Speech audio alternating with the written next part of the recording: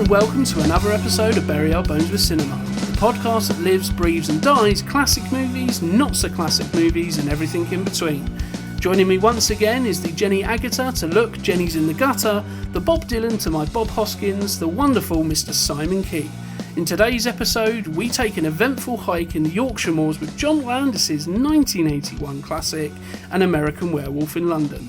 So join us as we howl at the moon, chase an innocent bystander through a suspiciously quiet London underground, and finally consider if Feet for Men is the option for all the excess hair.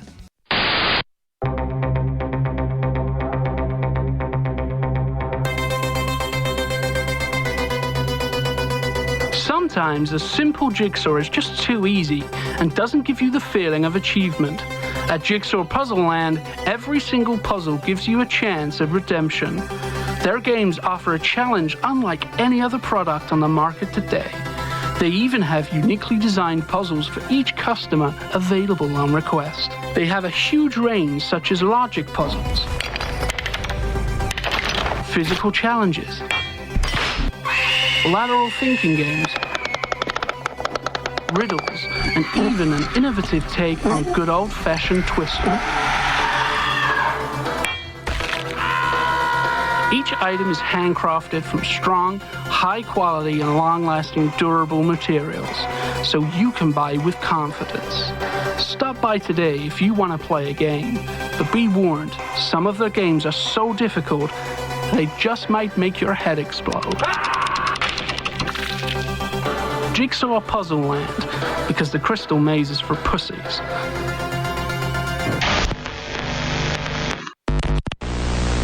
Hello, O'Brien. I want to play a game. Welcome back to another episode. So, American Werewolf in London, released in August in 1981, and for me, it's probably one of the greatest horrors of all time. Certainly the best and the yardstick for werewolf films. How about yourself, Si? I'd only seen this last week, so I had nothing coming into it, and I watched it last Monday morning. It's a nice morning movie. And start the week as you mean to go on. I absolutely loved it, to be honest. I don't know how this has escaped my, Well, you were saying just before we started recording, that it's, for the older generation, this is kind of the film that, as I said earlier, is a bit of a yardstick and is kind of one that everybody kind of remembers, for one scene mainly in particular. But I think in recent years, it's certainly become one that has kind of got lost in the shuffle. And when I look on Twitter and I look on kind of message boards and things like that, it's not one that crops up all the time. Like, obviously you hear about more the franchises when it comes to horror, but this one is kind of one that kind of gets lost a little bit, and it's a shame really, because I think it needs to be seen by a larger audience than I think it has done, or certainly a larger younger audience than it has done up to this point. Yeah, this is clearly a cult classic movie. It's super cool. It's that's gritty. The thing. It's now a cult classic, whereas I think at the time it was just a modern classic. Mainstream classic. And now it's become cult, which is... Do you think it's too good for a cult classic? That's what I mean. Like, cult to me is kind of those films that perhaps flew under the radar or weren't necessarily, quality-wise, weren't quite what they could have been, but have gained a following because of what it was trying to do, or whatever it may be. But the amount of times I've read descriptions of American Werewolf in London, it says cult classic or cult this, and it's like it was a fairly mainstream film, a blockbuster. It wasn't quite a blockbuster, but it was for horror. It was certainly in that in this sort of sphere of that film's coming out at the end of the year, that's going to be a big one. That kind of thought process, I think was. When I said to my mum, she was like, "Oh yeah, I never wanted to go on the underground again after that," which is a similar sort of thing to, "Oh, I never wanted to go to the beach again after Jaws." Yeah, and I think that's a fairly kind of common thing. Like, there's a few things in here that we will get onto where we pick out and we kind of go, it makes you feel a certain way about certain things. And you made a great comparison there. London Underground is a very different place after watching this film. It's quite a scary place anyway, on the right, in the right circumstances. But after watching this late at night on the London Underground, you're going to be questionable about what's around the corner. Yeah, especially if you're all by yourself. Exactly. So let's not forget the plot like we always seem to do. So the story follows two American college students, David and Jack, who are backpacking through the English countryside. One night they are attacked by a mysterious creature whilst walking on the moors. Jack is killed and David is severely injured. David wakes up in a London hospital where he learns that the creature that attacked them was a werewolf. I mean, to be fair, all you need to sell me on a film is go werewolf, and I kind of go, yeah, all right then, I'll go and watch that. See, I'm not as into werewolves until this, because for me they've always been like the sort of if I wanted to be one of a vampire or werewolf, I'm definitely getting bitten. Well, I think in recent years, with the advent of the Twilight franchise, werewolves have kind of got a bit of a bad rap. They've been pitted. I mean, they have done it through pop culture for years and years and years. Been pitted against each other, vampires and werewolves. But I think certainly with modern kind of viewers, it's almost werewolves is kind of seen as a little bit. There's something about waking up naked in a weird place and not knowing and not having any clothes and stuff. It's like, out of all the superheroes I wouldn't want to be the Hulk. Yeah.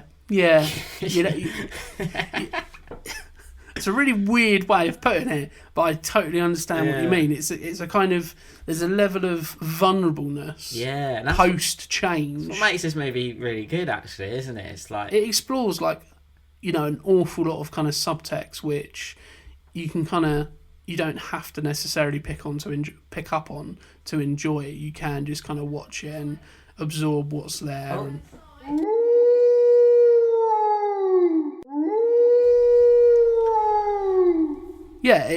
It's quite interesting that we have just been disturbed by our very own werewolf with your mum dropping the dog round. Yeah. So, obviously, animals can sense these things. So, we were talking about werewolves and every animal in the area pricked its ears up and went, hey, what's that? What's that? So... can't even remember where we were now. That's a good start. Werewolfy. Yeah. Okay. That's the level we've got to already. That's quite bad, isn't it? Okay. Right. So I think they're hiking, aren't they?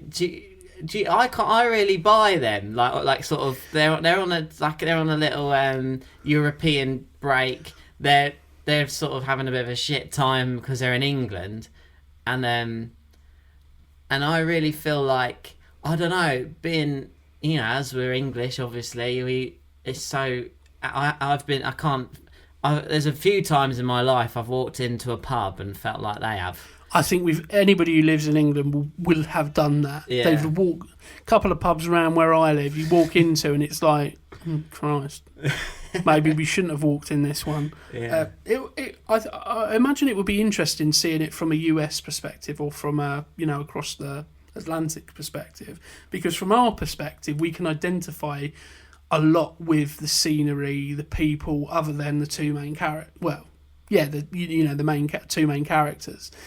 We identify with that, so I could imagine watching it from being a native of America, going, that fish out of water kind of, subtext probably hits a lot easier because they're also feeling the same thing and going, oh, what's this pub all about? Oh, that's a bit, those accents are a bit, foreign to me. That's not, it probably feeds into that atmospheric kind of element of it. For us, obviously, it still does have that, but it's a slightly more familiar kind of atmosphere and a slightly more, I can remember us walking home from the pub one night and we cut across a field, and it, in the darkness, even though the field we were cutting across is quite small, there is an element where you go, well, it's better get across here quite quickly. You can't see anything. We can see a light in the background, but we got no idea what's around us here. Yeah. And it's that similar sort of thing as what David and Jack go through when they're crossing the moors. It's that feeds into that scariness quite easily. It's quite like the moors in general have a lot of some weird stuff's gone on. A lot of folklore and a lot of kind of mythology and, legends around that kind of area. So setting it there from a okay, where are we going to set this film? You could have done, considering it's called An American Werewolf in London, you could have done it in like the outskirts of London, but it wouldn't necessarily have had that same, it wouldn't have had that same effect, I don't think. Yeah, those scenes when they're walking around are really good, to be honest. Just the tension in that pub you can really feel, can't you? Like they all feel like great actors in there. Like I think you've walked into a pub full of great actors and they're all like, you've got those sort of recognisable character actor faces. Maybe not so much again for US viewers or people outside of the UK may not recognise. I think the most recognisable face for me is a very young Rick Mayall. Yeah. Who I think I watched this for the first time in a long time. I'd say probably about 6 months ago, because I've got a lovely. It's a HMV exclusive. They've done a series of VHS kind of special editions, but it's a Blu-ray inside, but it's made to look like a VHS. And I got that, and I go, oh yes, that's a brilliant film. I'll get that version and I'll watch it when I get it. Watched it and I kind of forgot Rick Mayall was in it, because he's only in it really for one scene. He's not he's not really a massive character, but it's that kind of thing of going, oh yeah, it's got old Rick Mayall in. And there's another face, we go on to the characters and the names, another few faces that are quite recognisable, quite early on. I've never missed that board. He misses the dartboard. Yeah. And that's one thing actually, just because I might forget it if we go on, but the what do you call the star on the? So the pentagram, isn't it? Yeah. It's not. I can't lie. It's not really ever. The lore of where it all came from is never really explained, which I actually really like, because in most movies, I'm watching that thinking, oh, when are we going to find out about why I have the pentagram on the wall and that? But no, it doesn't even bother. Well, I think you could, and I probably think it's a modern thing to try and do. You probably could try and fill in all of those gaps. And I don't know how detrimental to the film that would be. I think there's an element of being intrigued by it, but I don't know if it's the mind is probably the biggest tool in an audience's toolbox. We fill in the gaps, or we go, oh, why is that on the wall, as you've just said? How long have they known about this mysterious creature? How many people have fallen victim? All of these questions that are never really answered and don't necessarily need to be answered. You can just it could talk be about it on your own. But what do you achieve by that? I mean, it's hard now to look, because I've seen it. I didn't see it before League of Gentlemen. For me, I just had League of Gentlemen in my head. Well, it's interesting you mentioned League of Gentlemen, because League of Gentlemen is very much influenced by British horror. So it has a Wicker Man, American Werewolf in London esque feel to the series. There's a lot of references that are kind of, if you pick up on and you go, oh, okay, yes, I know where that's from.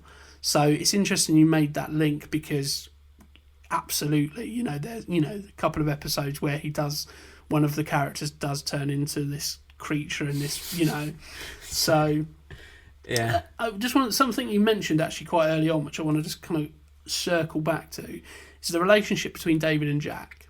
I think it's a very short relationship that we see, but you get an awful lot from it. So obviously, they're backpacking through England, and they're obviously on a bit of a, lads kind of, European tour sort of thing. But I've certainly seen in a lot of things, since this film, and actually very much so in the sort of straight to DVD sequel called An American Werewolf in Paris. Don't bother watching that. It's not. I watched about 10 minutes of it and was like, oh, okay, that's why I've never seen this film. They play on that a little bit more, and it becomes almost a bit sleazy. And by the point of when people are getting killed, you're kind of like, well, they kind of deserve it because they're a bit of an arsehole. Whereas here, we don't feel like that with David and Jack. We feel very much like they are good friends. They don't, yes, they're obviously young lads who've kind of only got one thing on their mind, but they don't deserve what's coming to them. And we, because of that relationship that we see, we do actually. Well, I know I felt quite sort of like, oh, Jack's died. Yeah, it was enough, wasn't it? Yeah, and it's very hard to do that with such a limited screen time. Okay, well, limited screen time up until when he gets killed. So, spoiler alert, he does get killed. It's very, very difficult in 15, 20 minutes before he gets killed. So in that time, I get a good sense of these are good friends. He's a nice young lad. Has a charm about him. They're on the start of an epic journey together, Absolutely. but it gets ruined, and then he has this very. He has his own journey, didn't they? They both do. Yeah. But that's some cool questions about that Jack character, actually, about, when he's in purgatory, sort of what they're up to. That's what I wonder. Like, what are they up to? He's like, I'm not having a very nice time. And that's. I mean, one thing that's very evident throughout this is that there's a lot of humour. Obviously, I wouldn't call it an out and out horror. I think the horrific elements of the film are made stronger by the humour, because you kind of almost forget you're watching a horror film. You kind of, that some of the music that's played is a really, really, does a really good job of juxtaposing and making you kind of think, oh, this is nice. He's having a nice time, and then bang, you get back to, what you're actually here to see, kind of thing, and a lot of that comes through after his death when he is in purgatory, and he's like, come on, I'm not having a good time here, that kind of feeling. And by that point, he's very thrilled. Yeah, he's lost some of his looks, bless him, hasn't he? Yeah. Not that looks are everything, but they probably do help in some regard in this thing. But that's kind of shocking, and it's made more shocking by the fact that he's quite jovial with his kind of haunting of David. Yeah, it's great, the haunting. I mean, there's lots of cool movie scenes with like someone like turning up in the mirror and stuff like that, but I think it's just it really sticks with you, his character, for some reason, because it's very awful what's happening to him, and he's just decaying. Yeah, I mean, it's a very dark film that could have been a lot darker, and to its detriment, you could have pushed it even further, because there are some really fucked up scenes. There are some scenes where you kind of go, what the fuck is happening here?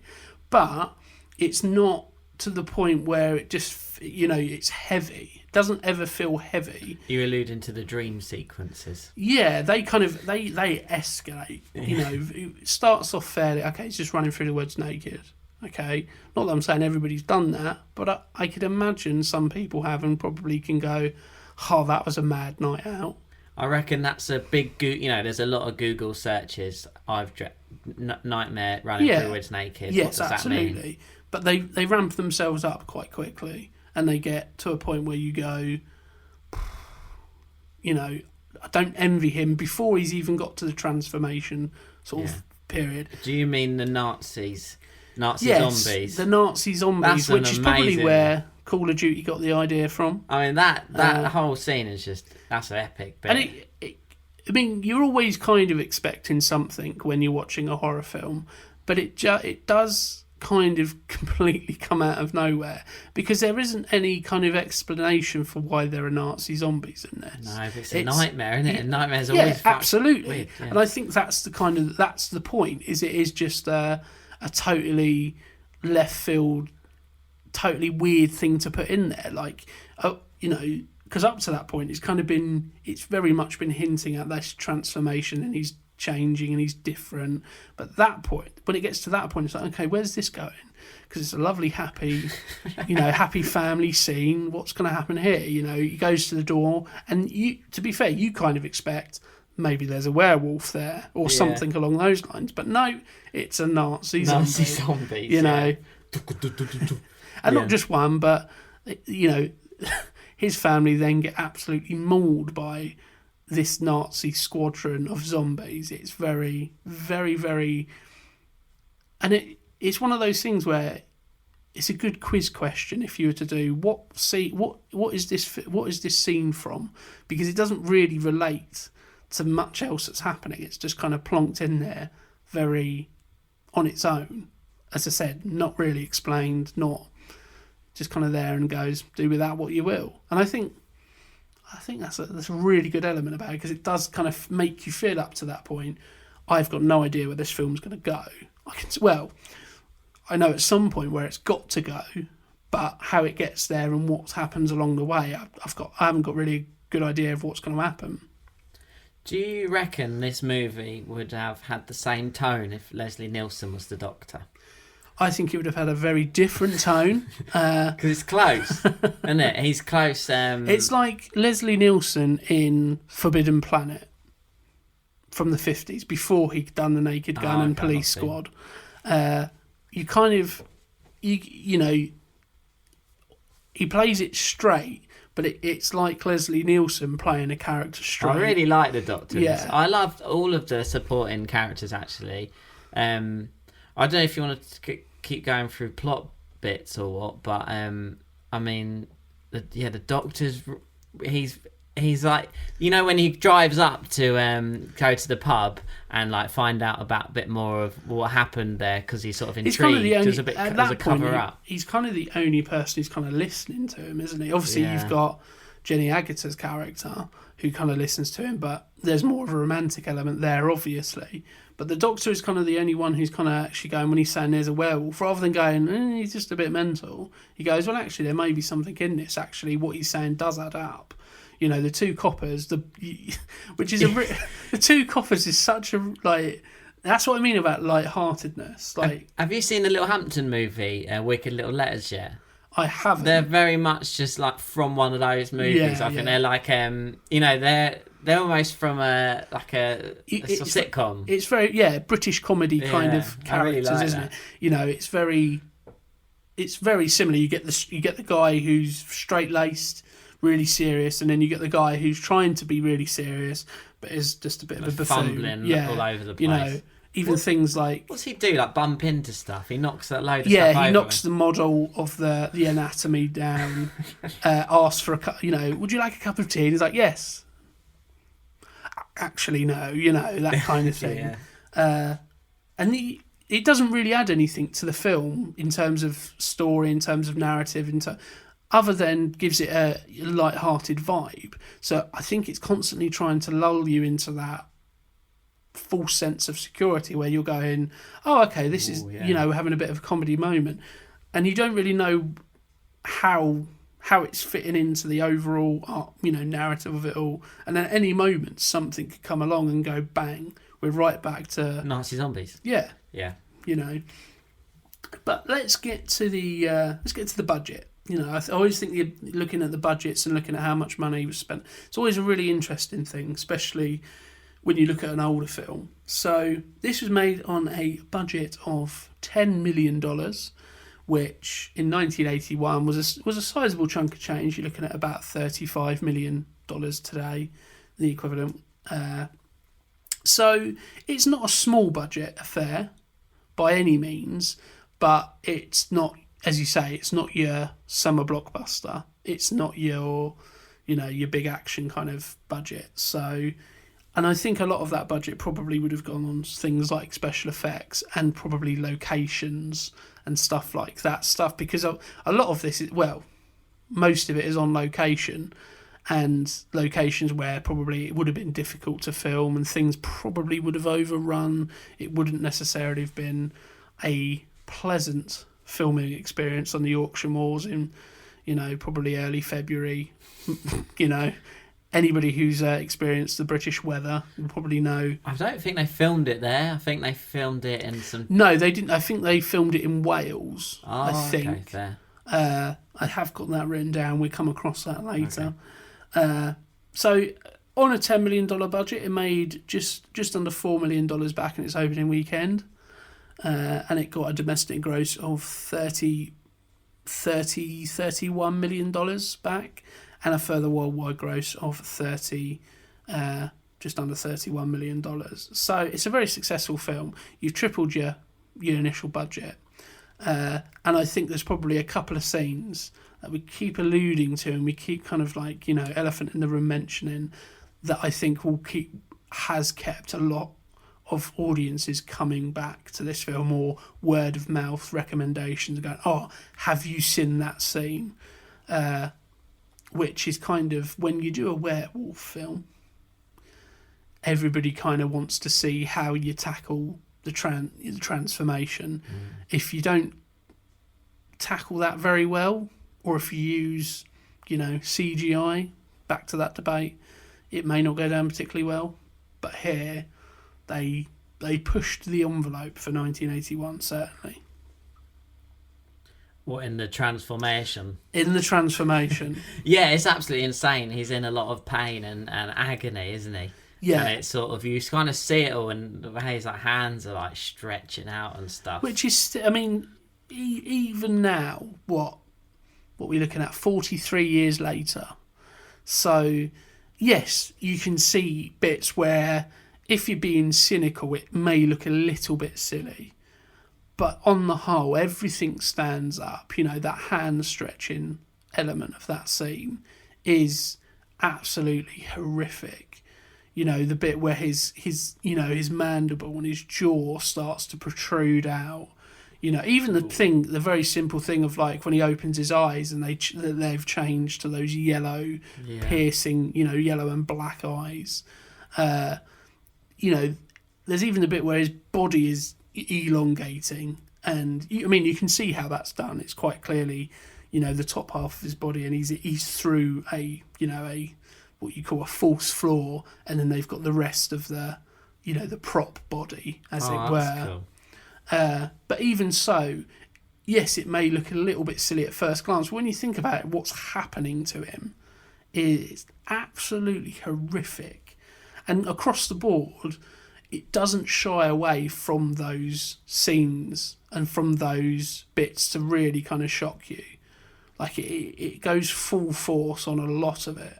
Yeah, because that's a real pivotal moment in it, and also this movie is very much set over, I don't know, what, like a couple of days or something. Well, I think certainly it's probably over a couple of weeks. Is it? Oh, because he's in hospital for once ages. He comes out of London, it goes over probably the course of about a day or two. Yeah. So once he's out of hospital, but yeah, it's not a... Because because it's just all building up to this, in 2 days I might be a monster or whatever. What do you think about that? And, Jenna, what's her name? Jennifer Agutter. Jenny Agutter, Jenny Agutter's like, she's like, what do I think about you being a monster? Well, and it's all building up to this one moment. So when it happens, it's really epic. And then the music. What's the song? It must. There's quite a few, isn't there?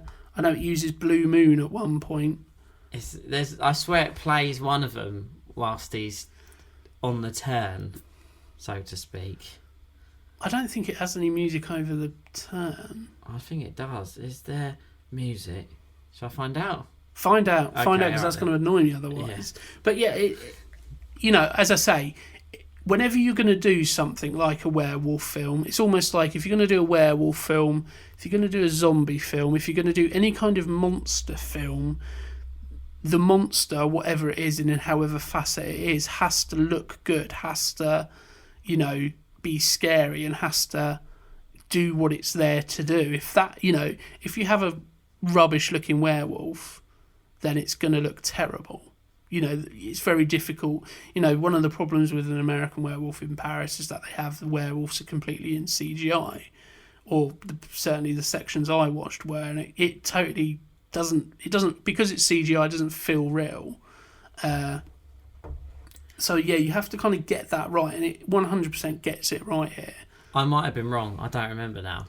Yeah, I mean the use of music in this film is really interesting. So you've got a song like Blue Moon, even the ending song when the credits roll is that dan digga dan digga dan dan digga dan dan dan dan dan, which coming from the climax of the film is a really, again, a massive juxtaposition where you kind of go, spins you out. Yeah, it makes you feel, Christ, that was quite difficult, I really love the love interest, but I love the chemistry between Jenny Agutter and our main guy. Yeah, chemistry across the board for all the characters actually, and how they interact with each other is on point. As you say, that doctor, he has, that relationship he has with his nurses comes across quite well. The relationship he ends up having with Jenny Agutter, who I will get her character name, is Alex. So she is the love interest. So whilst we're here, actually, let's go through the cast, and then we can circle back round to the crew of the film. So we do have David Norton playing David. We have Griffin Dunn playing Jack. We have Jenny Agutter playing Alex. We have John Woodvine playing Dr. Hirsch. We have David Schofield playing Dart Player. So they didn't feel the need to give him a name. And then we've got Brian Glover playing Chess Player, who is the big bald dude. Okay, yeah, he's good. Yeah, very much. People will probably recognise him from things like Alien 3. Is probably his most notable role outside of this for the vast majority of viewers. So Alex, played by Jenny Agutter, her relationship with David, as you said, is a really believable one. Feels like wholesome, and it feels like just very normal and very British. London, if something could happen in London, like I know it's a bit maybe far fetched that probably not many nurses go home with their patient, but I feel like it's a little bit of a fantasy, isn't it? For it's one of those kind of things. Everybody. I wonder if nurses dressed like that in the 80s, or if that's just a great. Well, I think the most surprising thing is that a young nurse on her salary can afford to live in a flat on her own in London. That's the most frightening thing. Is like, I don't think that's quite accurate. Certainly not able to do it now. In quite a nice area of London as well. And she just always wants to sort of get. I don't know. She sort of has this sympathy for him, but also really fancies him. And I don't know. It just feels like they have a real natural. Yeah, it's really believable, and I think a lot of that comes from, David Norton's kind of portrayal of David is very charming, very likeable. I think sometimes you could probably go a little bit too far into a bit of a wise arse, or a bit of a cracks a joke too many, but he balances that act really well, and he does come across as like a charming man, and the way he's got a very much of a baby face as well, so you can sympathise with him quite easily, and not that the film falls apart if that relationship isn't particularly good. But it certainly helps the film having that relationship be on point, and the chemistry between those two being really good. And it, builds to that climax, doesn't it? And makes the climax a little bit more shocking and a little bit more, oh shit, that's just happened, kind of feel into it. So we glanced over the crew, but let's make our way back to that. So this was directed and written by John Landis, who a lot of people will probably know from Animal House, The Blues Brothers, Twilight Zone the movie, Coming to America, very proficient director. It was produced by George Fosley Jr., who also worked on The Blues Brothers and Coming to America with John Landis, but also worked on things like Clue, the Tim Curry comedy mystery film based on the board game, which over here we call Cluedo, and in America they call Clue, and that's just a little bit of an annoyance for me, but we'll go past that. I've never seen that, to be fair, have you? I haven't seen it, no. Probably because it's called Clue. Yeah. It's Cluedo. Yeah, they Clue. should have made it to give it a British It's probably, name, to be fair, it's probably called Clue before it's called anything else, but you only identify with what you know, don't you? So the score and the music was composed by Elmer Bernstein. The cinematographer was Robert Painter.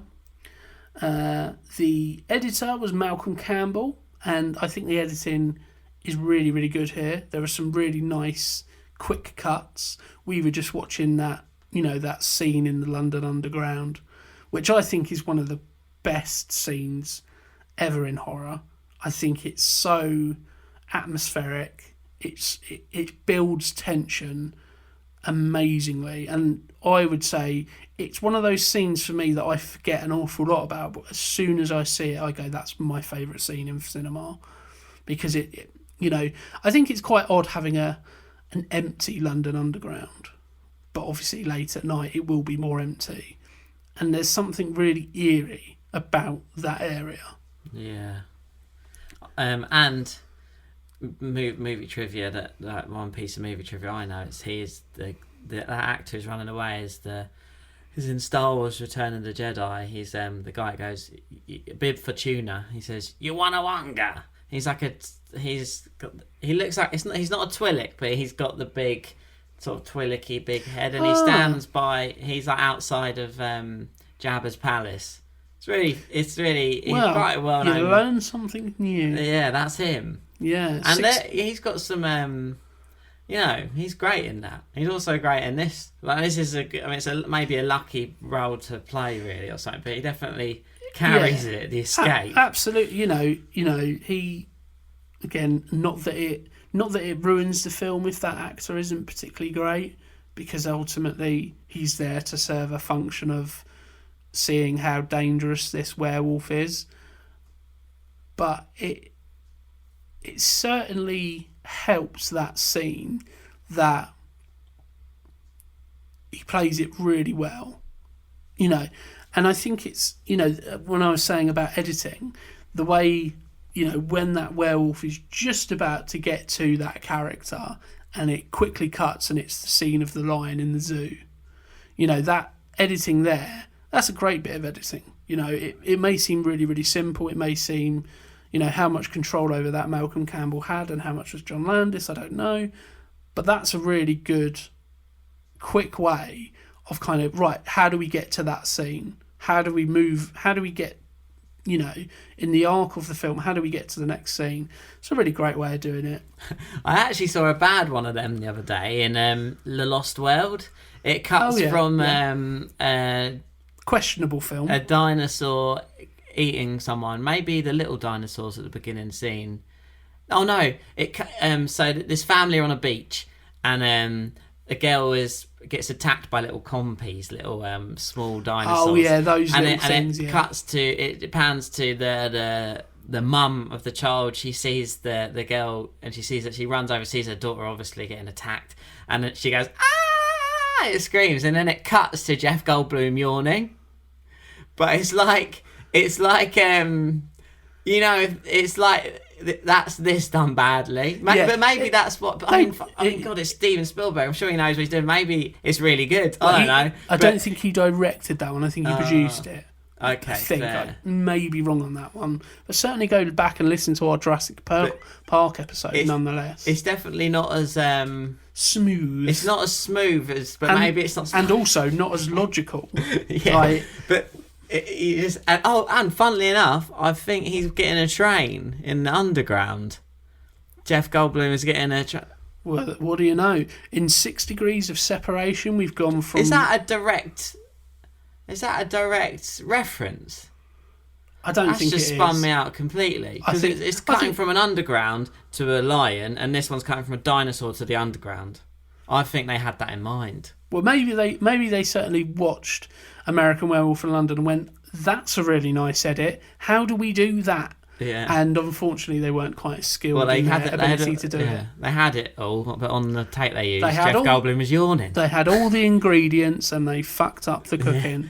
But you said that scene where, so that the bit of that that you like when it's looking down the escalator, and you can see, obviously you can see the dude on the escalator, and then slowly, because it's just a still shot, you slowly see, that outline of that werewolf, which, to be fair, looks completely different to him in the transformation scene.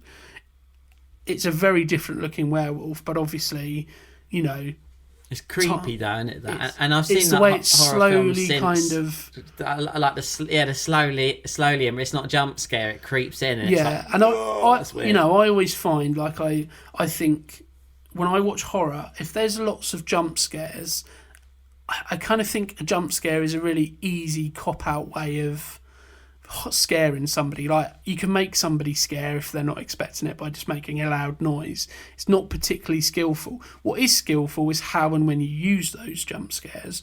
But I really like these slow, methodical kind of reveals where you're kind of like waiting for something to jump out, but nothing does, and it's just a slow reveal. The worst one I can, not the worst in bad, but one of the ones that scared me the most is in this movie called Lovely Molly, and they're like looking out the window, and there's this like demon thing just flapping its wings or something.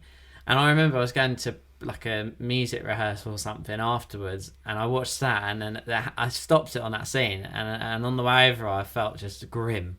But it's that kind of spooky. There's another one in It Follows. It's not as slow, but someone really tall comes through a door. Yes, I know exactly. That one probably is the one that scared me the most out of all of these. Very similar to one in Barbarian as well, where you see this big kind of like eerily looking woman, and it's almost because you're seeing it and not a lot is happening, it almost makes it scarier. Like a really good example is The Strangers, the original one with Liv Tyler and the dude who was in Underworld. That was like that film. It's flawed, but where it became really quite scary for me, in the least, was when it was just literally, it was just a still shot, a very static looking, shot, and all of a sudden you would notice something has appeared, but it's not like it's jumped out. It's been there the whole time, or it's slowly crept in, but it's just one of those things where you kind of go, fuck, have you seen that bit in that corner? Like I'm watching things with Hannah.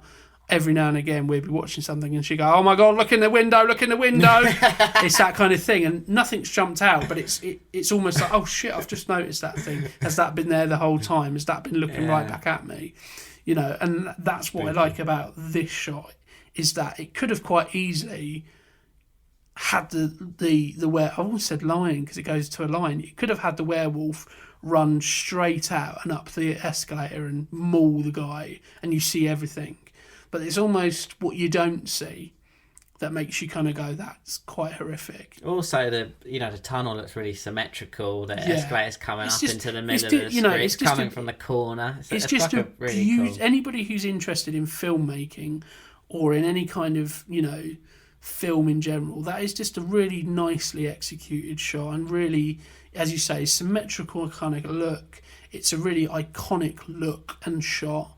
It's, you can do an awful lot with that, just as a picture. I think that's one thing we should mention as well, is Debbie McWilliams is the casting director. Moving on slightly, I think the casting across the board here is fantastic. As we've said, that relationship between David and Jack, if that relationship is a bit pants, we don't really care that Jack dies, and we don't really care that Jack comes back and starts talking him through what's going to happen, and kind of, quite scarily, telling him he should kill himself because he's going to hurt people. But it's almost a way of him protecting his friend as well, by going, you're gonna feel like shit because you're gonna hurt people and you don't even know it yet. That kind of, if that relationship's a bit pants, that element of the film doesn't quite work and doesn't quite click. As we said earlier, Jenny Agutter, her relationship with David isn't great. That doesn't quite click. Just across the board, I think it's great casting. It's great when he's running around London where he's trying to get the policeman to arrest him. I like that bit. He says some interesting things, doesn't he? Some things that we can't really repeat because they're very much off the time. But that's a fun scene, isn't it? Like, he's doing everything he can to get arrested, and it's almost like that quintessential British cop. I was like, come on, lad, we'll move you along. When it really hits the fan, and it all, it's all like, it obviously goes into the cinema as well, but to be fair, the cinema's good, isn't it? Like there's all the. I think I know why you might be saying the cinema's good. I think apparently on the Joe Rogan of that, the guy that did all the effects, I think he said that the cinema was originally going to be a cartoon cinema in the script, but then they got there, it was actually a porno cinema, so they obviously used that. And but otherwise, he said the script is pretty much exactly what it was when he wrote it when he was 21. And it feels very much like a film that had, it had a very clear understanding of what's going to happen, when it's going to happen, and how it gets there. It doesn't feel like there's a lot of stuff that, oh, we had to change this on the fly, or that scene was actually improvised because the script wasn't ready.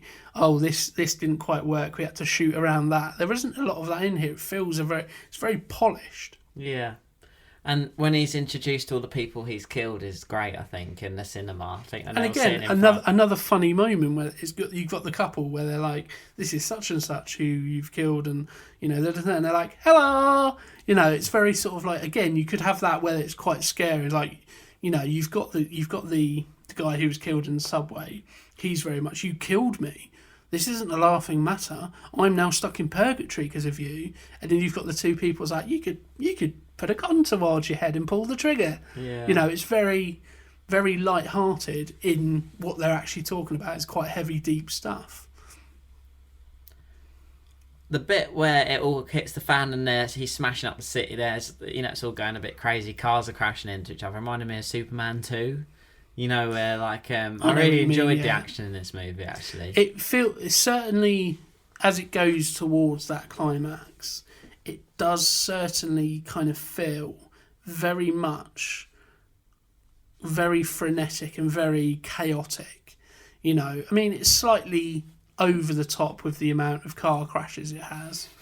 Let's be honest, you're never really moving that fast on London's roads to be able to have that kind of car crash. But as soon as he comes out of that, as soon as the werewolf comes out of that cinema, you just know, okay, we're in, what's going to happen now? This feels, it gets your adrenaline pumping a little bit. Bit King Kong-like, maybe, Yeah, absolutely. And there probably was some influences there. Whenever you do kind of monster films, you're going to be looking at, 30s King Kong and Godzilla. I think the guy had something to do with a King Kong movie. Maybe. But yeah, when you bring it back, or End of Lost World, they bring the dinosaur back to the city. That's not. I watched that recently, and I liked it up until that point when they brought the dinosaur home. And then... Yeah, it's a very flawed film, The Lost World, isn't it? It's not. It's interesting that they've. I know that we're talking about a completely different film, but it's interesting that Jurassic Park, or the franchise, hasn't been able to recapture that glory of. I think The Lost World was on the right track. Weirdly, I think it has a very good premise of like you kind of want to see dinosaurs in a setting that isn't like it would have been 65 million years ago.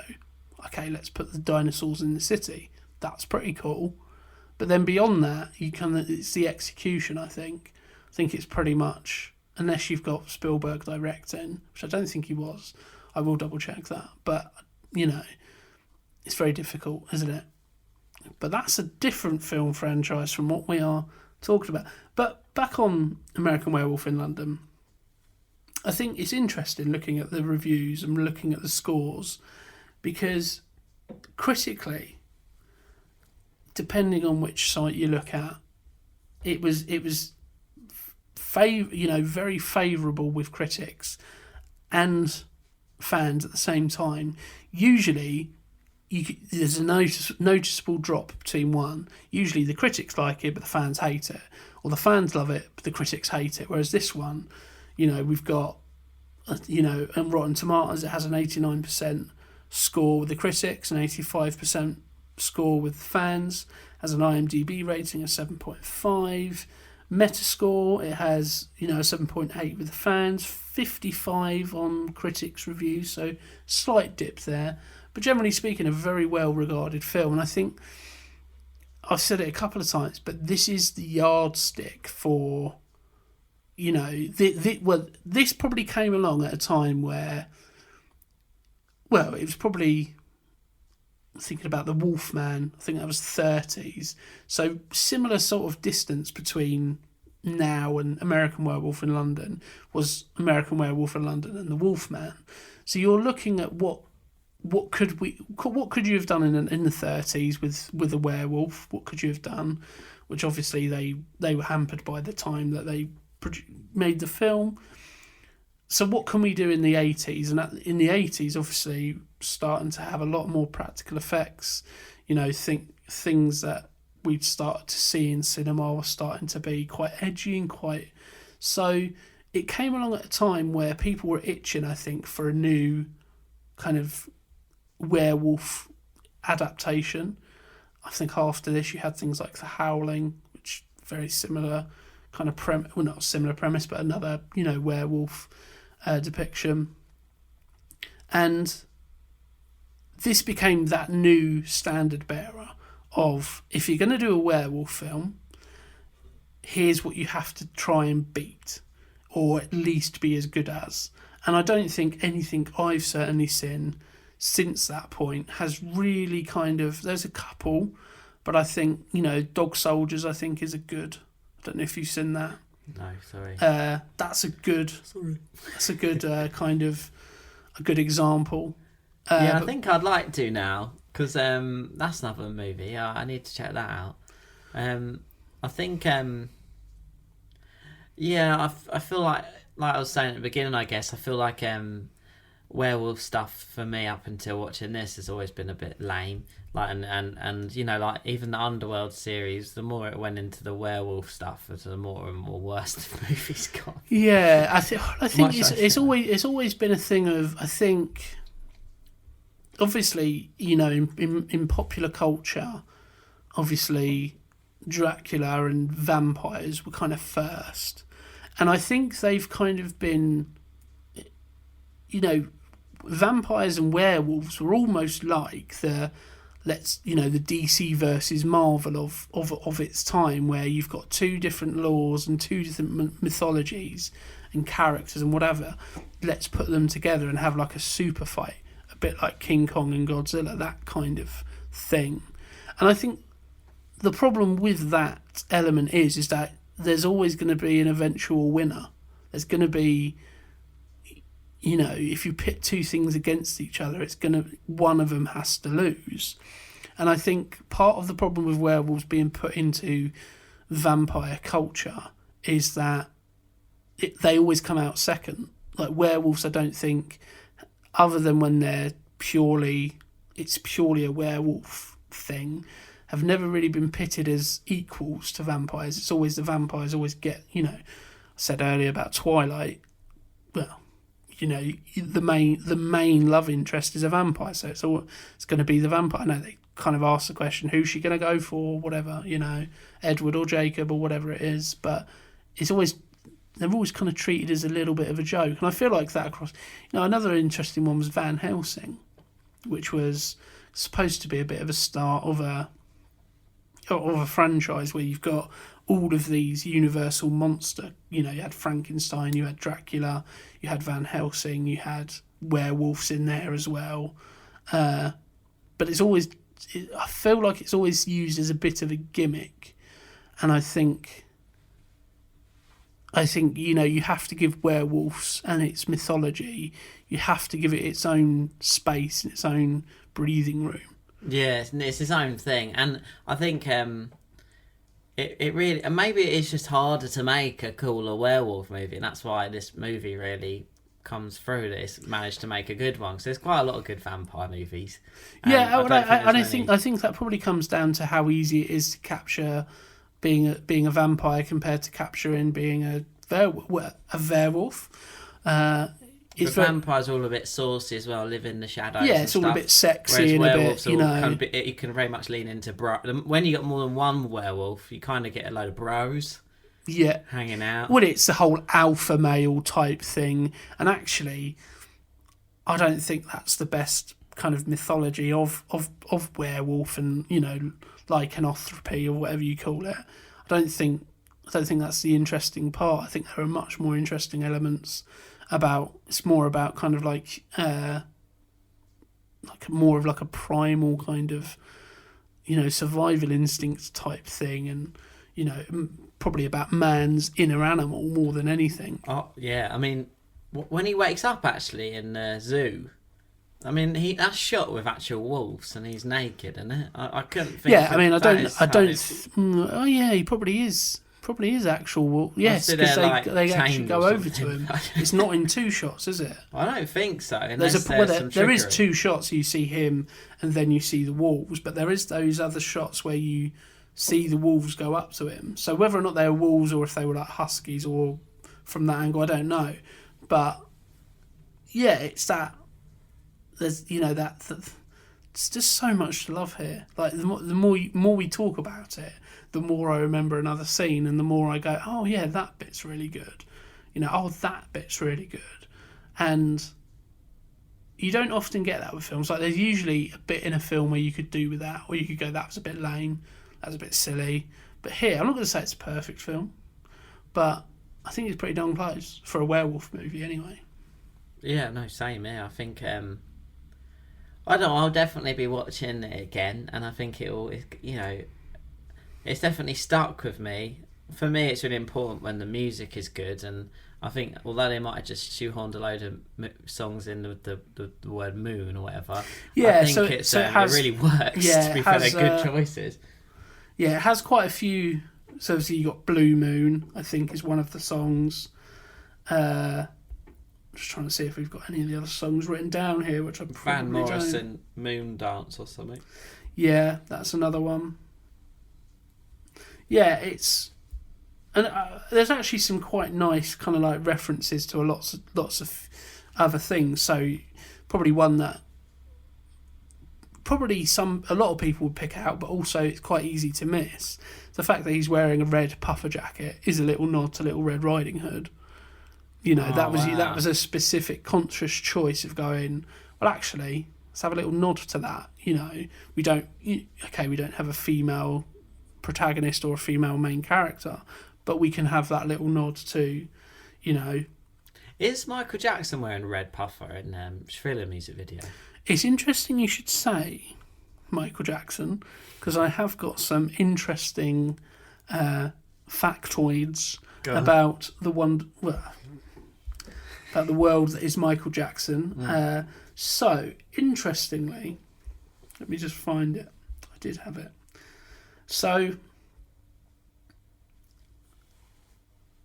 when this film came out, Michael Jackson went to see this film, and he was quite impressed with the makeup of the film and the visual effects. So he insisted on hiring the person responsible for his music video, Thriller.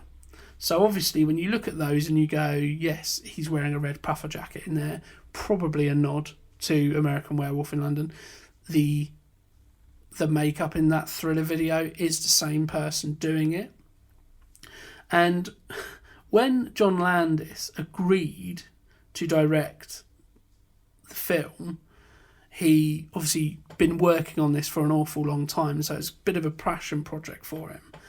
But I think he then went on to direct the video for Michael Jackson's Thriller as well.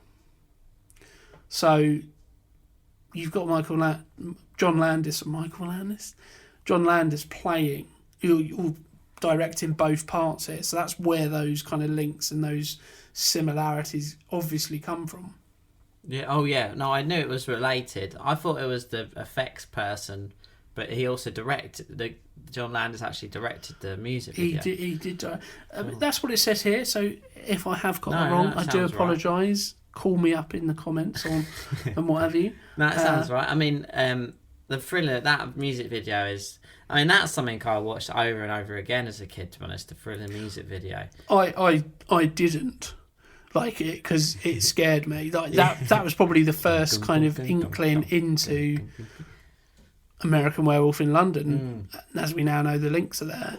So we had a Michael Jackson video at home, and I remember being really scared to watch it because I'd seen, I think, my mum watch it or something. She loved Michael Jackson, and I'd seen her watch it, and so it was like, like when you have, you get scared of something, and you get scared of a film, and it's there in the collection. Yeah, I do. I'm like, there's this video in the collection. I always kind of kept one eye on, as if that was going to somehow produce this.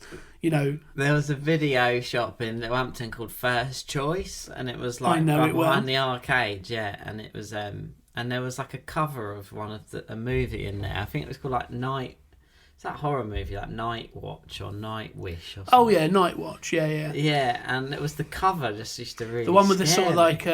like sunglasses, isn't it? I think so. Yeah. Like, So that's a Russian film, I think, isn't it? Russian zombie film. I don't know, maybe... If I remember it for another episode, I'll mention it. But I don't think it was... Well, you have mentioned it. Got to back up these mentions now, Simon. Yeah, I can't... it was just this movie. It had this awful, it's quite a scary cover, and it was every time I went in that movie, to rent something, I'd always like look at it. And go, Yeah, "Whoa." you have that kind of feeling towards it. Oh no.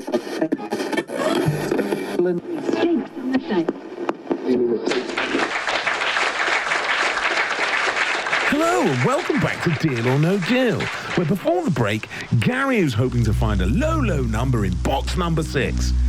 Now Chris, can you do the honours? We really want to see a blue. Good luck, Gary. I hope it's a low number for you.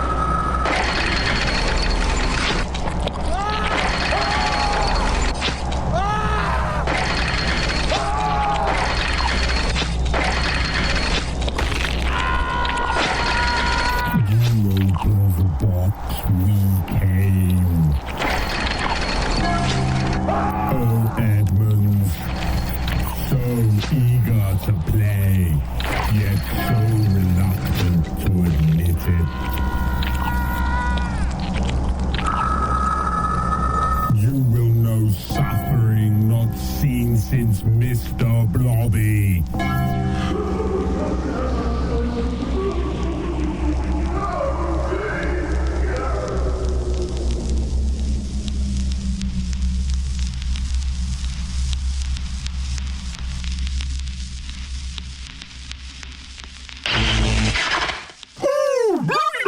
Robbie.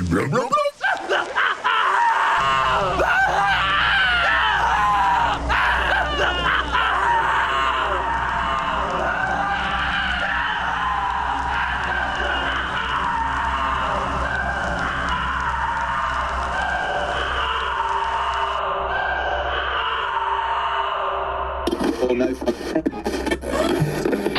One of the other songs that we were mentioning earlier, one of the songs he tried to get in there is Cat Stevens' Moon Shadow to use in a film, but the film dealt with the supernatural and the undead and werewolves, and because of the graphic kind of scenes in here, Cat Stevens, who had recently converted to Islam and had his name changed, refused his request. Wow, that's interesting. So, that would have worked quite good in yeah, this, wouldn't it? We could have had a Cat Stevens song in here. But Yeah, I wonder if that would have replaced any of the ones in there at the moment. probably would have been used as well as maybe. Yeah. I think, I can't think of the song for the life of me. Can't think of it off the top of my head, but I'm being followed by a moon shadow, moon shadow. Moon I know it now. shadow. Yeah. I knew you'd know it. I'd like Cat Stevens. You like a bit yeah. of Cat Stevens. Yeah.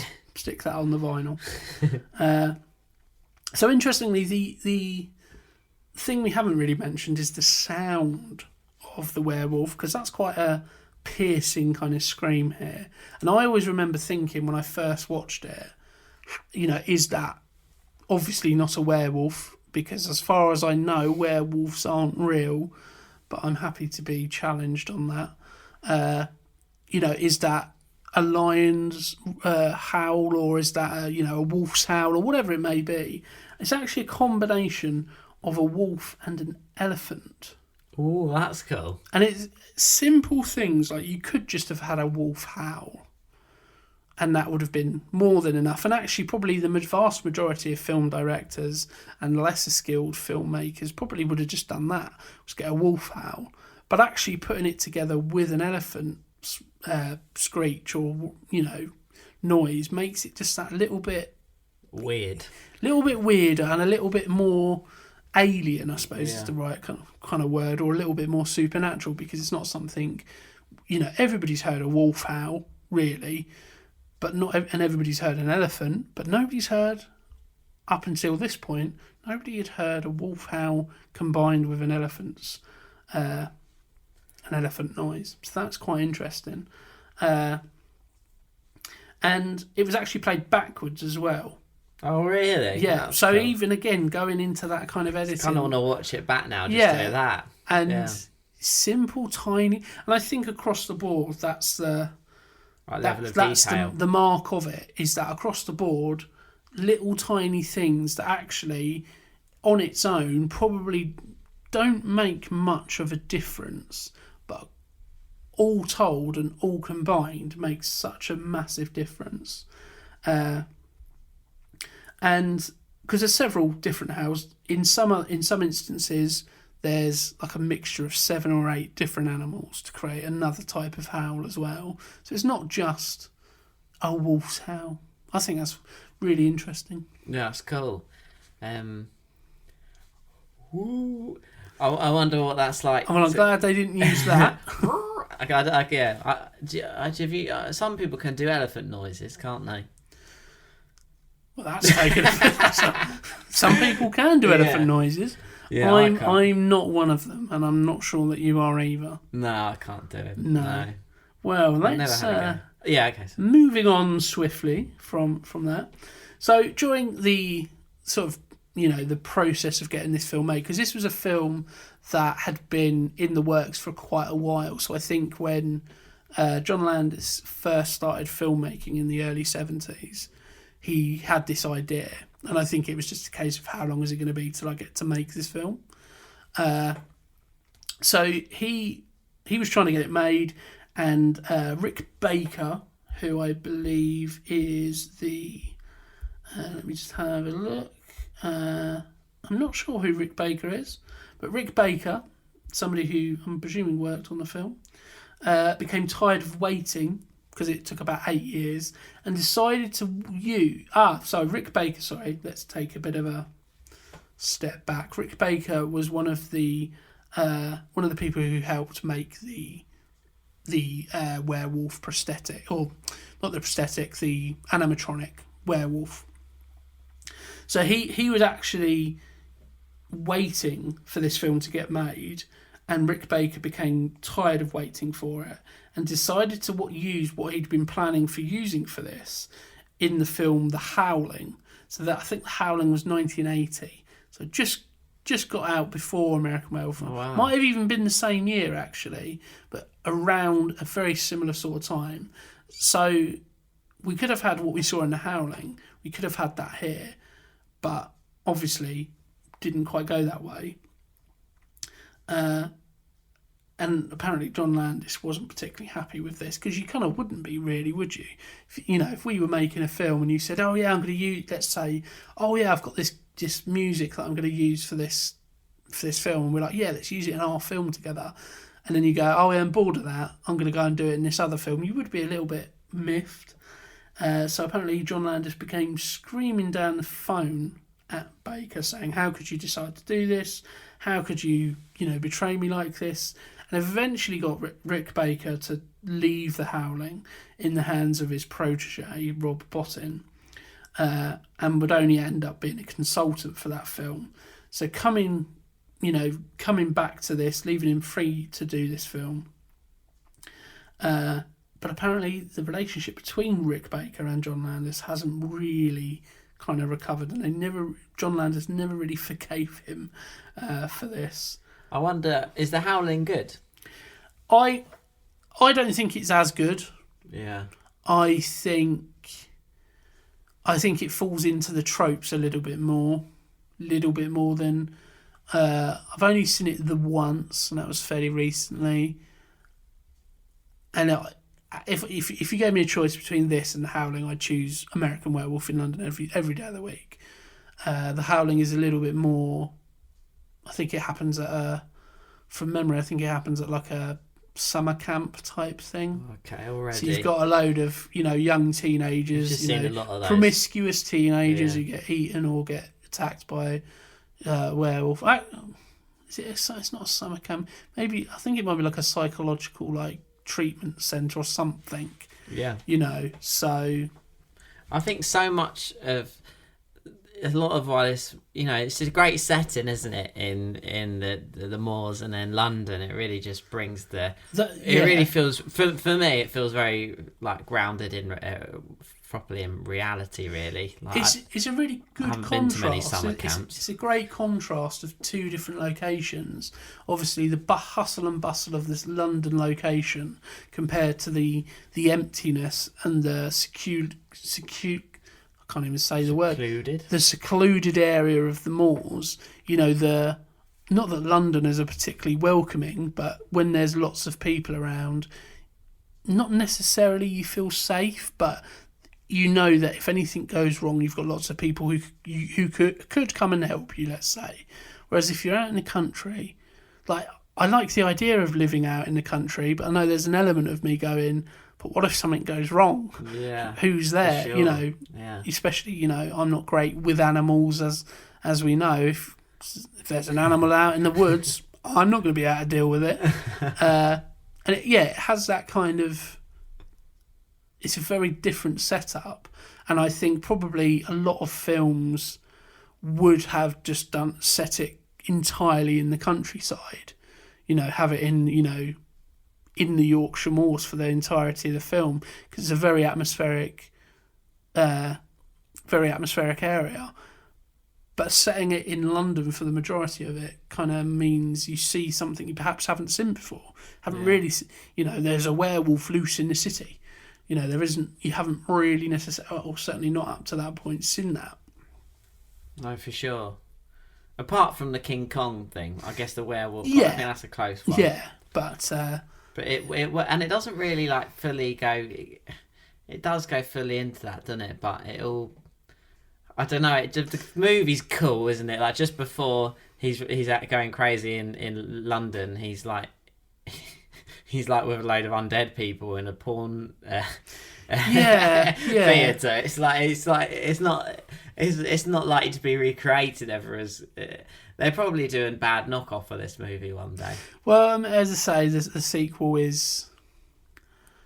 Well, I don't know if it. Well, I suppose it is a sequel in name only, because other than there being a werewolf, there isn't really much to this. Even as I say, I watched 10 minutes of it, and within 10 minutes, I was like, oh, it's kind of missed the whole point of the first film. So the first film, the music is used sparingly and is quite kind of almost It's like Jeepers Creepers-y, isn't it? It kind of goes sort of, like the Jeepers Creepers movie. Yeah, it's that thing of Jeepers Creepers, where'd you get that? And it's something kind of crazy's happening. Which I would just say, when you say Jeepers Creepers, that was for me for years. That was the film that really kind of stuck with me. It's not particularly scary. I've watched it since, but the first time I watched it, for years and years and years, I had nightmares of that thing coming to get me. Even if the lights were turned off, it wasn't a werewolf or a vampire. It's that thing from Jeepers Creepers. You can imagine for a lot of young people that would be the same with this movie. And absolutely.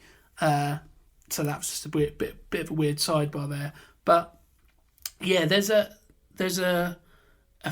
kind of jovialness to the music that adds to that kind of. It's a little bit Clockwork Orange with the music, and you see horrific things with quite light-hearted, fast-paced, happy-go-lucky type music.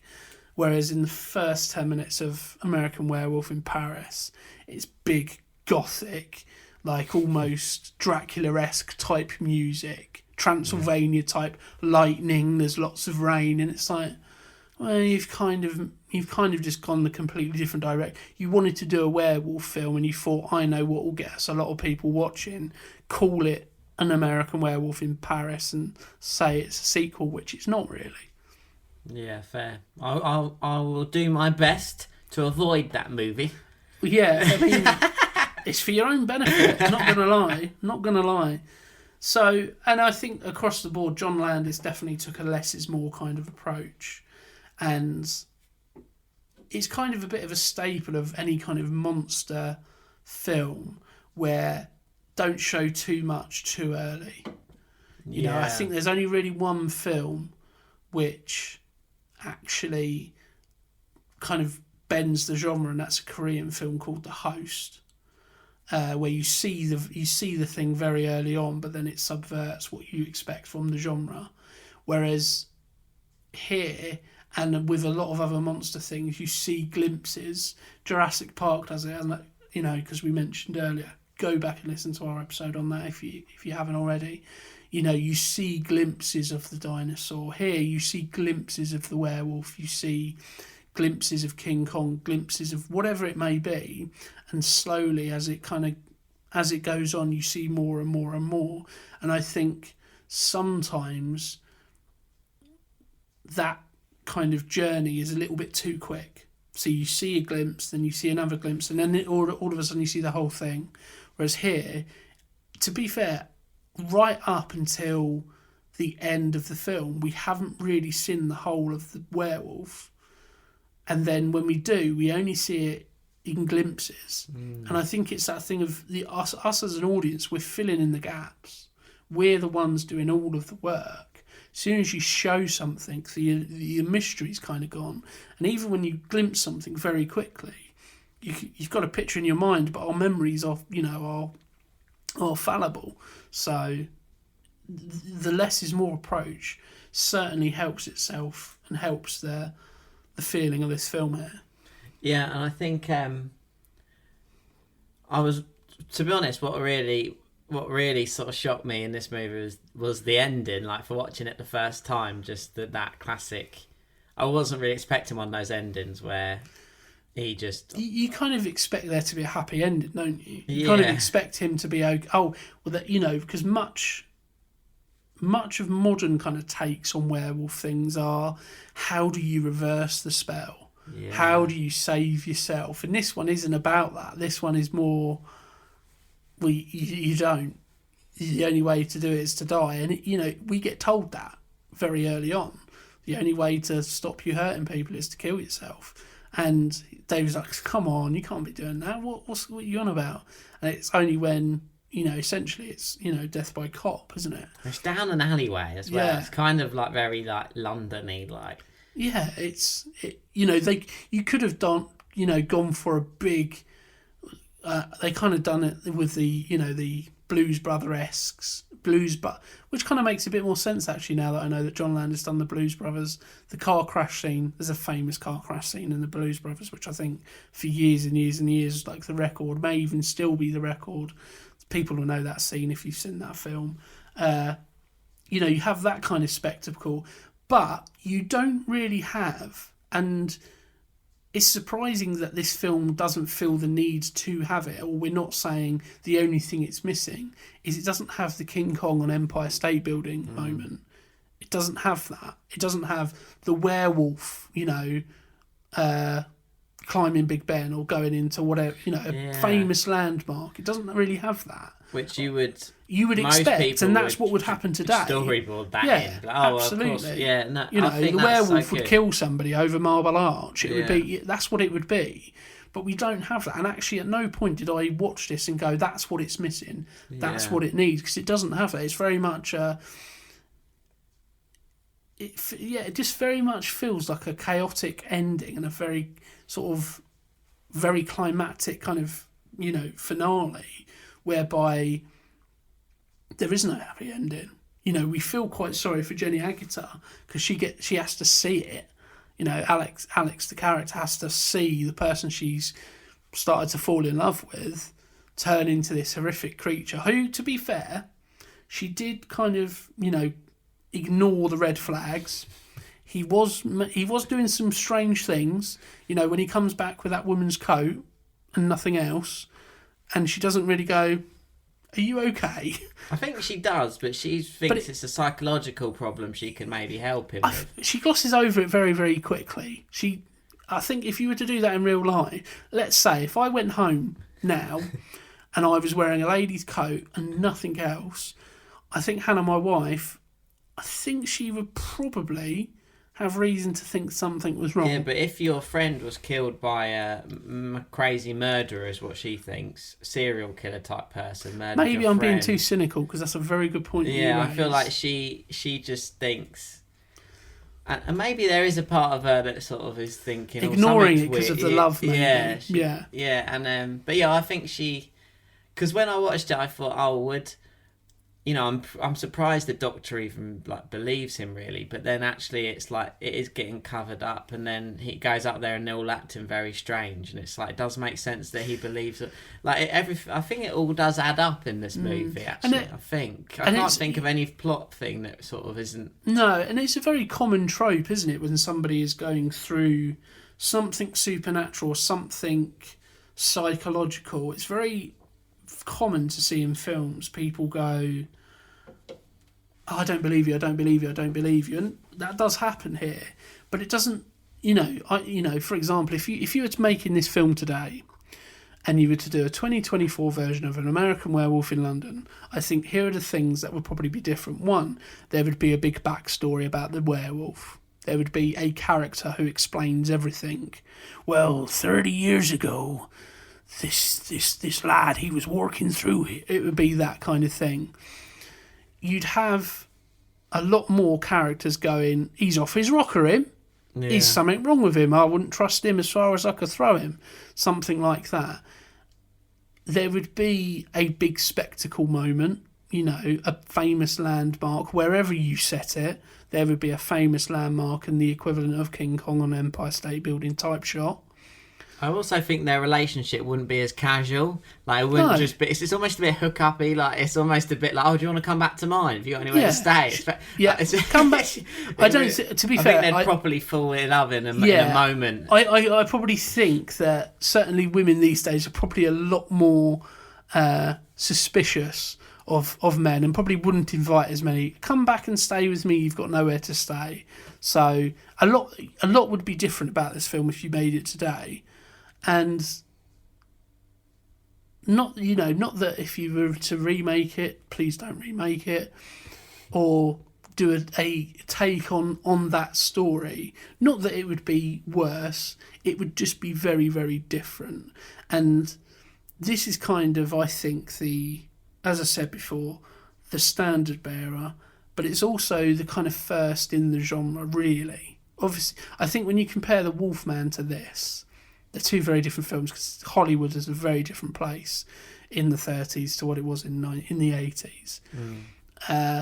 So the difference between that and the Wolfman and this would be a lot more different than if you were to do this and a remake or a similar type film today. But the similarities would I think highlight the differences in that kind of, in those tropes. Like this, as I say, set the mould for what to do. I think probably the reason we have so many films that do spend a lot of time questioning somebody's sanity, and if somebody says something, oh, have you seen this person? Oh, no, you're just acting, you're just tired. The reason that probably happens is because this is what kind of started it, really. And I don't really know where I'm actually going with this point, but it's one of those things where I just don't want to see this remade in any way, shape or form. No. And I know that's where everything goes these days. Everything gets remade. Yeah. Because doesn't seem to be any original ideas in Hollywood. I feel like it's just maybe one of those I just wouldn't bother going to see. Like, I never saw the RoboCop remake. You don't need to see the RoboCop remake. Yeah, I know. I just, I think this is... It's bonkers, isn't it? And it's also only something that probably could have come from this time, like 81 or whatever. Yeah, it's of its time, but it's timeless. It's like, it's so cool. It looks great. It sounds good. Like, it keeps the whole hospital scene. At points it just reminded me of like the Carry On movie when they're in hospital. Like, I like the bit set in hospital. I like the sort of Leslie Nielsen doctor. I loved their sort of casual relationship, but really brought it. And afterwards, I googled if she was a Bond woman, but I don't think she was. But I feel like she should have been. She feels like a money penny, doesn't she? Yeah, she does. And yeah, it definitely ticks all the. It's just something you're like, you'll just watch it again. Absolutely, Yeah, it's one that should always be in your collection. Yeah. If you're a fan of horror, you have to see this film. Yeah, like there is no kind of. For me, it's the definitive werewolf film. I think everything is trying to be this, or should be striving to be as good as this. And I think very, very few are able to live up to that. They have to do something different. You can't just simply do the werewolf story anymore, because you're going to get compared to this, and more often than not favourably. But would you like to know some interesting potential casting choices? Yeah. So there's not a lot. However, David Norton was cast in this because John Landis had seen him in a commercial for Dr. Pepper. Wow. Yeah, so Dr. Pepper, what's the worst that could happen? Apparently you turn into a werewolf. So not a good advert for Dr. Pepper there. But again, just great casting there. So, well done to John Landis for noticing him in that Dr. Pepper commercial. But he almost, and this was at a time when it would have been probably a very different film, almost had somebody else in his mind for the lead role. Now, whether or not it would have been David in the lead role as that character, and whether or not it would have been a slightly different character, but we almost had recently departed Donald Sutherland. Oh, right. He'd worked on him. He didn't work on him. He's not a car. He had worked with him in Kelly's Heroes, Donald Sutherland. So that's where he kind of got the idea for to cast him in this film. Kelly's Heroes is like a Clint Eastwoody type of it's a movie. World War II film. Yeah, I like that movie. Yeah. My dad has this movie, and we'll. Kelly's Heroes. I know that one. Donald Sutherland. I know this isn't a podcast about Donald Sutherland, but obviously he's only recently passed away. I think Donald Sutherland is one of the most underrated actors in Hollywood. Like, I don't hear too many people raving about Donald Sutherland, and they really should be. His body of work is so good. So good. He's in so many films where you go, oh, he's great in that. He's fantastic in that, And it's usually in kind of supporting roles. Very rarely is he... Well, not necessarily. He is the lead role in, obviously, quite a lot, but often, a film I always remember him from was a film called Fallen with Denzel Washington. He plays a captain of a police force. Very believable. He's in, a film with Jason Statham called Killer Elite. I think it's called Killer Elite. No, The Mechanic. Donald Sutherland, I think, is great in pretty much anything. Don't Look Now is another horror classic from 1978. He's great in that film. Invasion of the Body Snatchers, another great horror film. That scene at the end there when he points at the camera and lets out that scream is horrifying. If you've not seen that, go and watch that, because the whole film leads to that moment, and it's absolutely horrific. So that's my little tribute there to Donald Sutherland. But yeah, he could have been in this film. What do you think that would have meant? Well, I think it would have been a very different film, naturally, because I think Donald Sutherland at the time, in 81, would have been a bit older. So you're looking at somebody, David Norton, I think, was in his mid-20s. So it's a, gap year-esque type European trip. I think if you have Donald Sutherland here, I think it's probably a working man on a sabbatical type trip. So it's some kind of differences. Maybe he's recently divorced, comes to escape his life, that kind of element.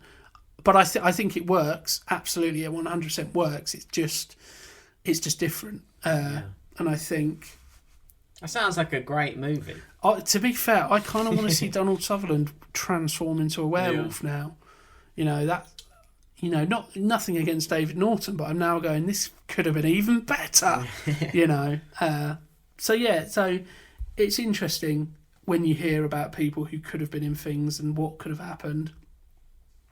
But some other interesting trivia.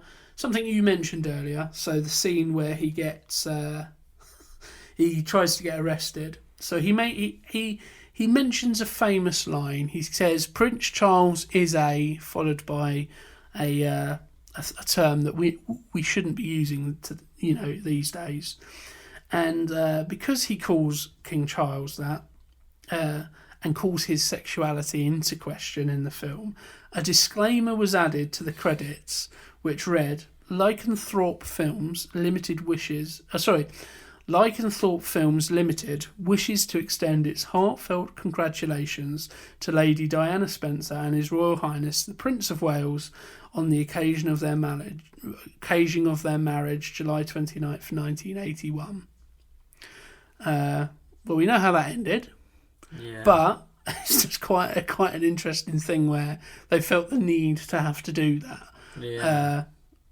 Just a nice little, just an interesting. Yeah, it probably did ruffle quite a few feathers, but it's just a little interesting kind of tidbit and a thing that you would never think would be, would never kind of be a problem, but actually it kind of was until the point where they had to put something in the credits. So, interesting when they were writing the screenplay. A lot of it came out of his work on Kelly's Heroes with Donald Sutherland, because they'd done a lot of that filming in Yugoslavia, which I can't remember what country Yugoslavia has become. I want to say Czech Republic. I could be wrong on that. You might have to do a quick Google search for me, because I don't want to offend anybody. Yeah. But a lot of the countryside in Yugoslavia at the time inspired his kind of thought process to write this film. So while driving along a country road with a colleague, he encountered a gypsy funeral, and the body was being buried in a massively deep grave, feet first, while wrapped in garlic, and so he would not rise from the dead, apparently. And that kind of, obviously, this, or particularly the first 20 minutes of this film, is steeped in like folklore, isn't it? It's very much, you mustn't do that around these parts, that kind of, feel. And so you can see where he kind of got the inspiration for that from his time on Kelly's Heroes in Yugoslavia. Yeah, that's cool. Today the lands of former Yugoslavia, 6 independent states: Bosnia, Herzegovina, Croatia, Montenegro, North Macedonia, Serbia, Slovenia. So not the Czech Republic, like I said, so I do apologise there. So that's quite an interesting little tidbit. So John Landis advised Griffin Dunn that the key to the character of Jack Goodman was that he was always to be encouraging, optimistic and cheerful as a member of the undead, no matter what stage of his ghastly corporal decay, deterioration and decomposition. And we've kind of said that throughout, haven't we? That, the fact that he's kind of just trying to help his friend out, and the fact that he's quite jovial despite his appearance, adds to that level of horror. So, and again, that we can see that was a conscious choice there from John Landis. But the reason why he chose London, why do you think the reason was he chose London? Was it because it had the underground, or was it just because it's like he just wanted something urban, and he was going to set it in the north of England? For John Landis, London was a horror central, his words, not mine. The home of Jack the Ripper. Places like Whitechapel, Jekyll and Hyde. So he wanted that Victorian kind of gothic feel, but wanted to show the real London of 1981. So, and I think, that comes across, that I cannot praise enough that underground scene. I feel like at this point, if anybody hasn't seen that, pause this episode, go and watch that, and now return to us. I think it's great that smashing folklore. You know, the whole bit in the north is all quite folky, folklore stuff, and it's all a bit weird and bonkers and like, oh, mustn't go out into the moors, well, you know, and you made me miss my darts, and that whole. They're also superstitious in there and stuff, and like even when he tells the doctor about, you know, the guy waits outside for him and tells him what's going on. He's like really like doesn't want to be seen telling him, and he's like it's all rainy and horrible and stuff. And the smash together, if you know, like a lot of movies are all about folklore and not enough grit, and some movies are all grit and no superstitious woo woo. And I love those two worlds colliding in this, and I think too much of either one can. Sometimes I don't really like gritty British stuff. I wouldn't say this is a gritty British thing, but it has the gritty British elements of this give the weight to the movie. I feel like, and that's what, you know, I feel like it that's what sort of carries it in a way, I guess. Absolutely, I 100% agree there. I think that contrast between that very set in their ways, old school, you know, still stuck in the, you know, 1930s, 1940s Yorkshire moors. Not that I'm saying that anybody from Yorkshire is stuck in the 30s or 40s, but that kind of old set in their ways approach, contrasting with that very metropolitan, carefree kind of come back in a naked bustle. in a red coat and it doesn't really matter. Yeah, probably seen a lot more Stranger Things in London. Yeah. I certainly have. You know, that kind of thing. The balloons. That's fun, isn't it? Child actor, he maximised his minutes there, didn't he? You know, a strange man has just stolen my balloons. Just like... That whole bit is so funny. Such a Londoner as well. He's like, I'll give you £1 for your balloons. Like, £2. Yeah. Straight away. Always trying to hustle. Always trying to get a good deal out of things. So, what about the other movie? Are you going to talk about the other movies that you recommend, Dio? So, yeah, I think that moves us on quite nicely to further watching. So, I mean, one film that I didn't put down on the list, but you've jogged my memory of, is Dog Soldiers. That is, you know, I heard the director of that, and I can't think of his name. He hasn't actually done too much else. He done The Descent as well. Oh, God, why can I not think of his name? But yeah, the director of Dog Soldiers said that the key to his film was that he wasn't doing a werewolf movie. He was doing an army movie with werewolves. Why have I not seen that? It's really, really good. Neil Marshall. Yeah, Neil Marshall. Yeah, Sean Pertwee is in that. Sean Pertwee, again, great in pretty much anything. Got the Scottish dude from Rome in there as well. Can't think of his name, but yeah, he's in there as well. Yeah, that's a film that has werewolves as the peripherals, and I think that's a good thing because it means that actually the crux of the film isn't based solely on the werewolf, which I think is why it works, because it's not trying to be an American Werewolf in London and tell the story of a werewolf. Here it's about, you know, this group or this battalion in the army and how they deal with this difficult situation and their relationships and the way they work with each other. You know, that's a really good film. Another one I recommend is The Fly, which I'm not just mentioning films that we've done an episode on, I promise, but if you haven't listened to our Fly episode, go back and listen to that.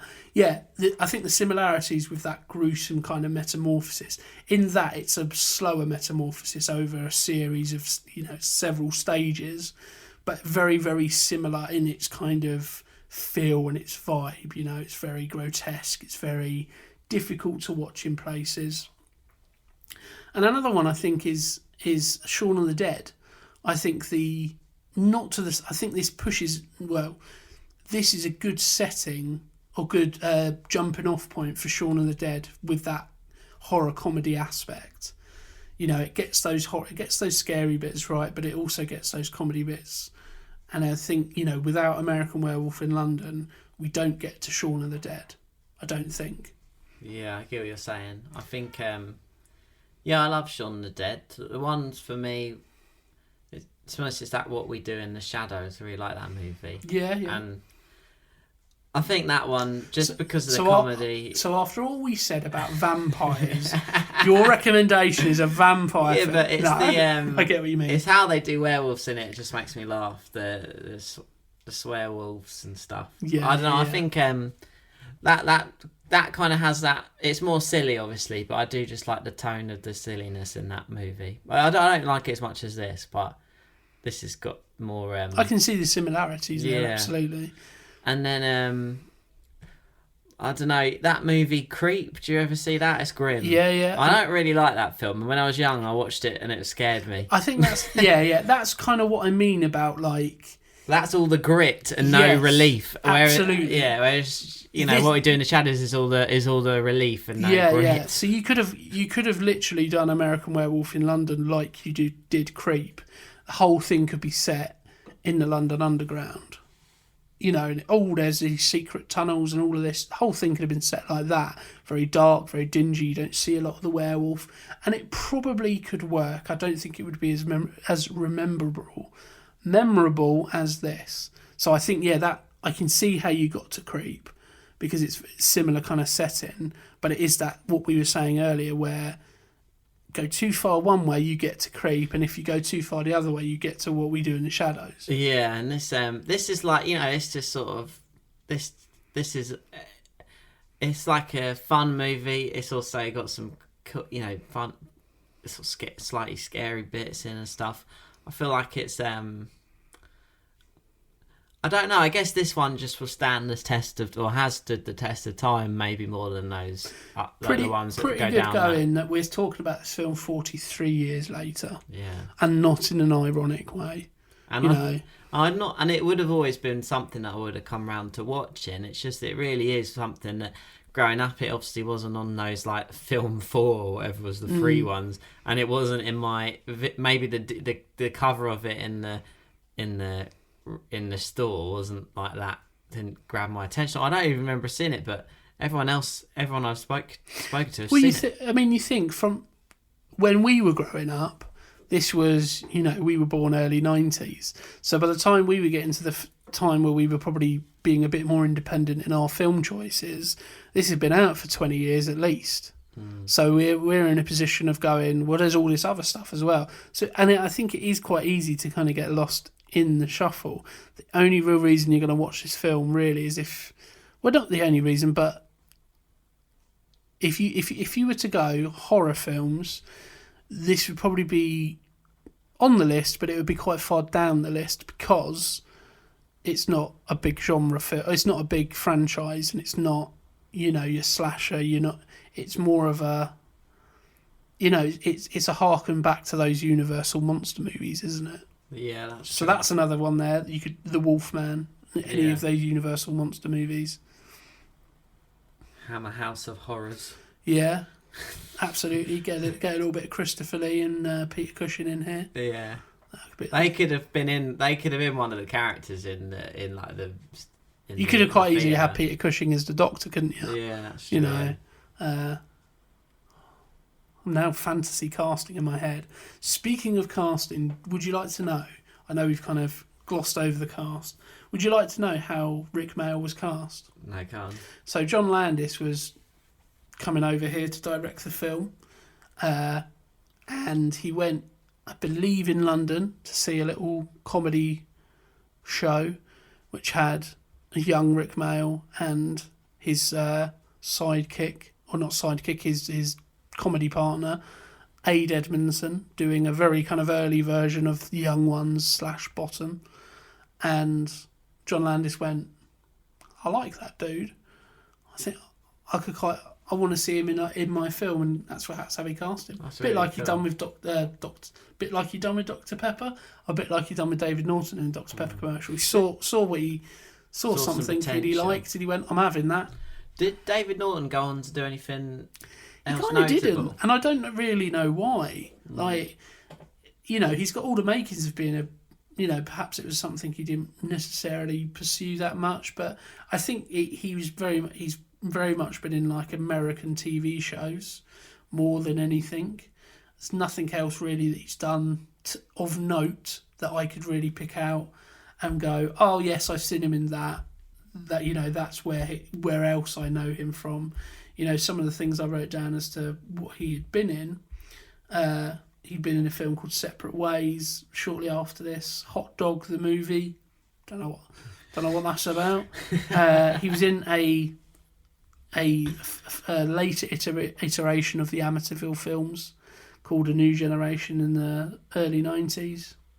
So yeah, and I don't really know why, because I think he has a really he has a great look. He's a good looking young guy at the time. He could have gone on to be, a Michael J. Fox-esque kind of character in places. For sure. In that same kind of mould, really. You could see a lot of, and perhaps the films he was in after this are that, but not necessarily for international audiences. But, those kind of, Saturday night comedy type films. So I'm quite surprised, actually, because he's great in this. There's nothing in here where you go, oh yeah, he's good in that, but that's because he was directed well. He's actually not very good. It doesn't seem like that at all. Yeah, I was just looking at The Sleeping Car with him in it in 1990. Yeah, I'll definitely check him out a bit more, I think. If I see The Sleeping Car on something, I feel like I would give that a go. I mean, that cover does look interesting. Yeah. I don't know about Hot Dog. It doesn't scream Oscar worthy to me. Yeah. Hot Dog, the movie. Hot Dog. Hot diggity dog. I think it's about skiing. It's a skiing movie. There you go. I've never been skiing. Interesting. Any other further watching from yourself, or do you think we've covered all the bases there? Kind of. Probably not, but I feel like I can't think right now. But absolutely, to anybody listening, if you've got any werewolf type film or films that you feel are in the similar vein, do let us know on any of our social media platforms. Closing thoughts. A closing thought on American Werewolf in London.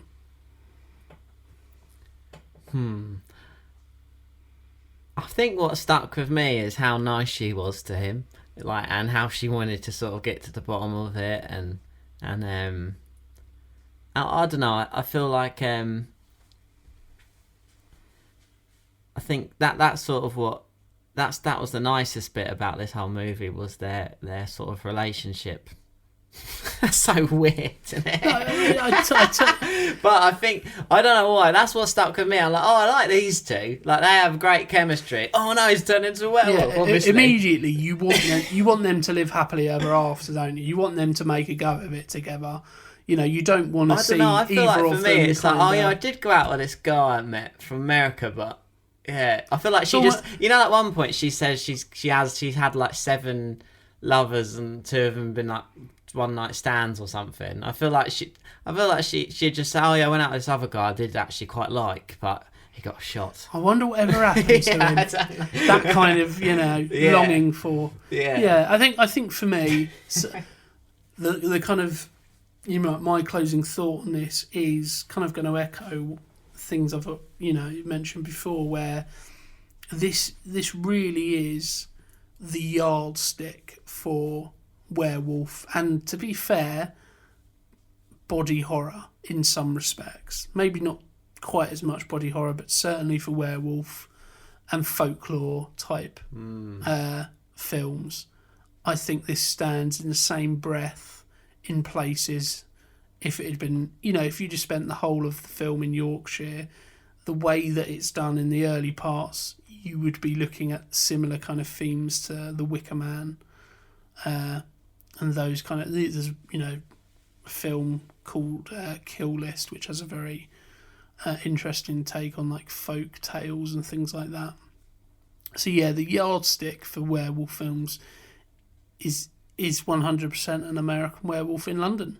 My final thought quickly is that I I used to think of werewolves and go, oh, you know. I mean, I didn't mind Oz in Buffy as a werewolf character, but in general, I feel like werewolves are usually done badly. But that's because I hadn't seen this.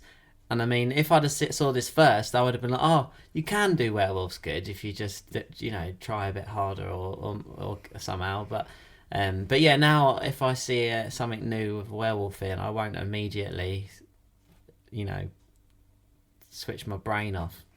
American Werewolf in London. Werewolves have never had it so good.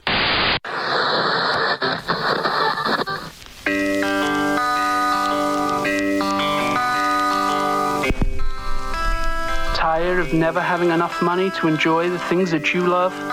Always checking the time to make sure you're home before curfew.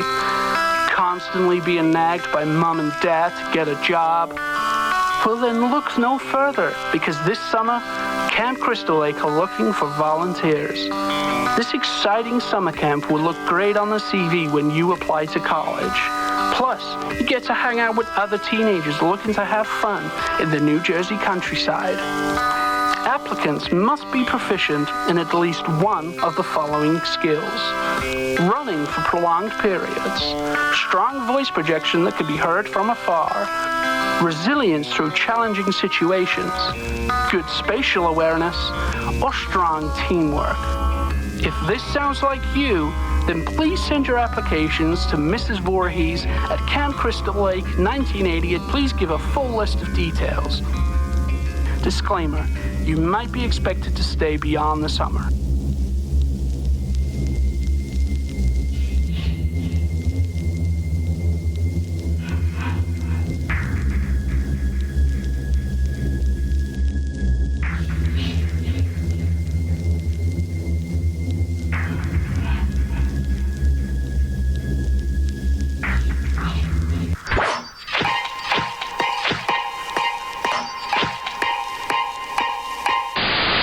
Unfortunately, it's come to that time in the episode where we have to say goodbye.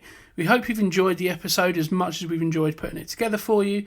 Don't forget to like and subscribe from wherever you get your podcasts from, and also head over to our social media platforms to stay up to date.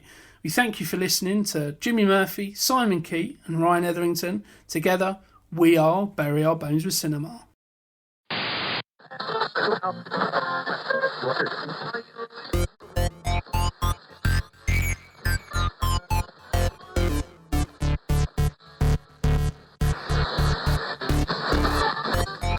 Be a one-button job.